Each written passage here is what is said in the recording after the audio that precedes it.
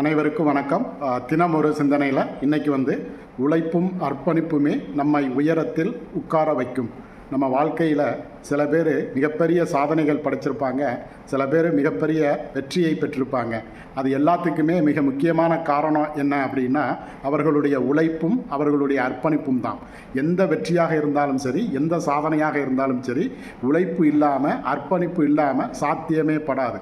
சில பேருக்கு அதிர்ஷ்டத்தாலேயோ திடீர்னோ சில வெற்றிகளோ சில சாதனைகளோ கிடைச்சிருக்கும். ஆனால் அது நிரந்தரமாக இருப்பதில்லை. என்ன காரணம் அப்படின்னா அவர்கள் அந்த சாதனைகளுக்கோ அந்த வெற்றிக்கோ போதுமான அளவுக்கு உழைப்பையோ அர்ப்பணிப்பையோ கொடுத்துருக்க மாட்டாங்க. அப்போது நம்ம வாழ்க்கையில் ஒரு நிரந்தரமான வெற்றியையும் நிரந்தரமான சாதனையையும் நிரந்தரமான புகழையும் பெறணும் அப்படின்னா நாம் அதற்கான உழைப்பையும் அதற்கான அர்ப்பணிப்பையும் கொடுக்கணும். அப்போது தான் எந்த வெற்றியும் நிச்சயமாக நிரந்தரமாக இருக்கும். நன்றி.